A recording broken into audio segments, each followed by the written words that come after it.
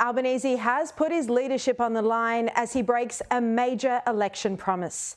Tonight, I can reveal that Labor sources claim the changes to the tax policy were rushed forward ahead of the Dunkley by-election, with the tax cuts helping around 87% of people in the seat. The contest in the seat of Dunkley in early March is shaping up as a major test for the Prime Minister. Albanese's favourability has been sinking in the polls. Labor was in the danger zone in this by-election, sparked by the death of popular local MP Peter Murphy. If Labor loses Dunkley, Albanese will be under enormous leadership pressure.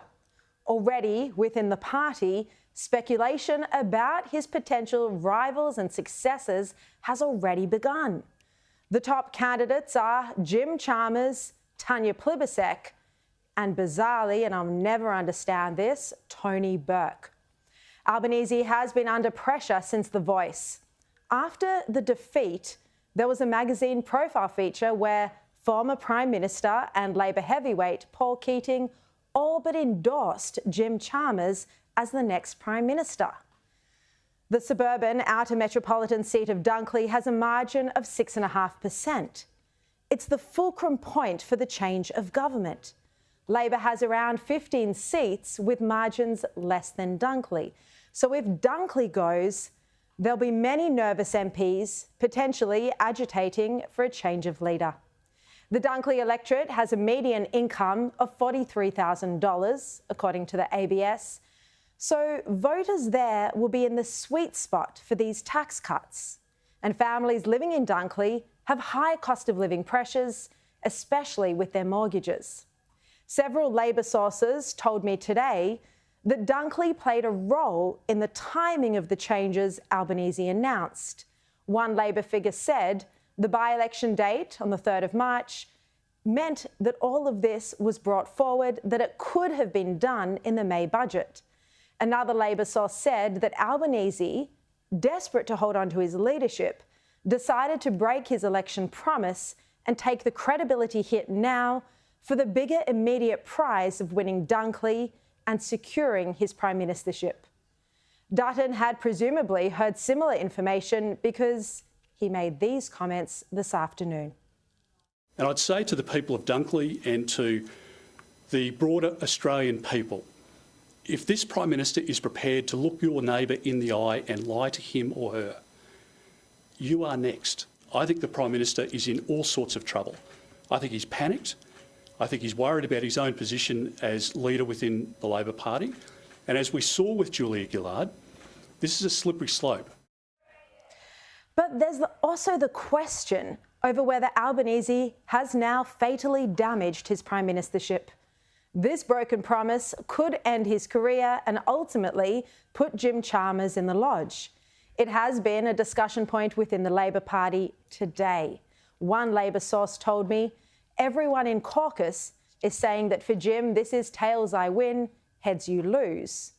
Another Labor source said, this is all downside for Albanese. He talked about integrity in politics. My word is my bond. Another Labor figure said that Chalmers clearly has leadership talent, so the faster Albanese goes, the faster he rises. They said he's a genuine working person, which is actually where Labor needs to be. One insider said whether this broken promise is for Albanese a flesh wound or a major suicide note will depend on how Dutton responds.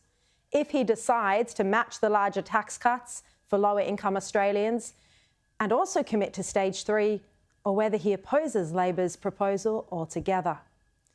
But everyone I spoke to today admitted that this was an extraordinary political moment. Albanese putting his credibility, his prime ministership on the line by breaking an election promise. Even though the man himself refused to actually admit in so many words that it was a broken promise when he was asked about it again and again by the journalists at the press club. But things like the pandemic, the recession, the war in Ukraine, they were known when you went to the election in May 2022. So when you name those factors as reasons for this change, aren't you just looking for excuses here?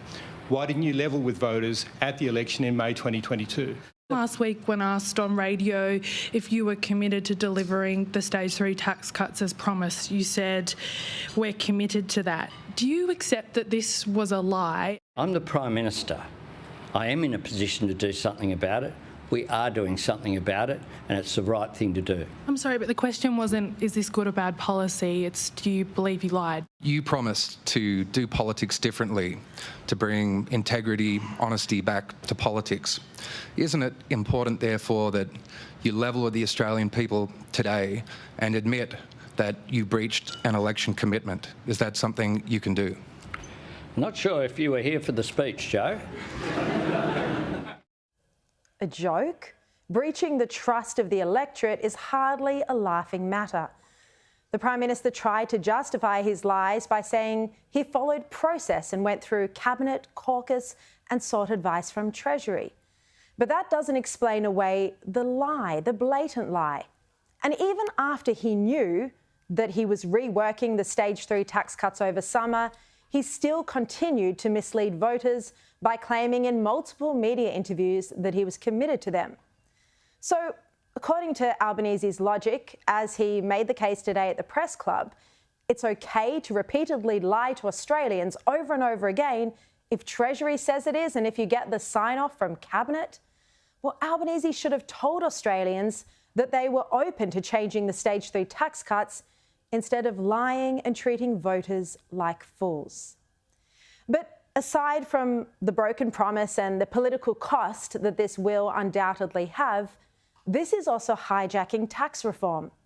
Labor has called off the removal of unfair tax brackets to serve a short-term goal. Bracket creep, as we've been speaking about all week, is imposing the largest in a generation tax rise on Australians. It's a tax rise by stealth.